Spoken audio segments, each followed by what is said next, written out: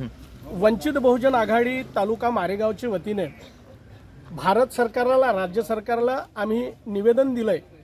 शेतकऱ्यांच्या संदर्भामध्ये राज्य सरकारने, भाजप, शिंदे आणि पवार सरकारने शेतकऱ्याची क्रूर थट्टा केली।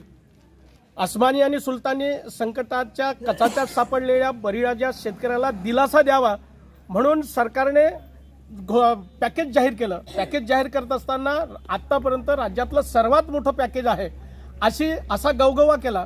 मात्र हे करत असताना आम्ही हे संबंध दिवाळीपूर्वी शेतकऱ्याच्या खात्यात पैसे जमा करू, लाडक्या बहिणींची भाऊबीज साजरी करू, मात्र हे संबंध फोल ठरलं आणि भरीतभर शेतकऱ्यांची क्रूर थट्टा करत असताना शेतकरी बळीराजाच्या खिशामध्ये दिवाळीसारखा सर्वात मोठा सण साजरा करण्यासाठी दमडी नसताना आलेला जो काही कापूस आहे, सोयाबीन आहे, ते विकावं लागलं आणि विकत असताना ऐन दिवाळीच्या तोंडावर सरकारने बाजारभाव पाडला।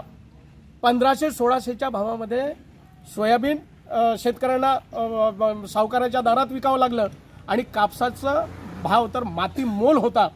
एकूणच काय तर एकीकडे सरकारनं जाहीर केलेलं पॅकेज दिलं नाही आणि दुसरीकडे बाजारभाव पाडला। या दोनही घटना ज्या बळीराजा शेतकऱ्याच्या संदर्भामध्ये बोललं जाते, बळीराजा शेतकरी हा जगाचा पोशिंदा आहे, त्या बळीराजा शेतकऱ्याच्या संदर्भात घडवल्या।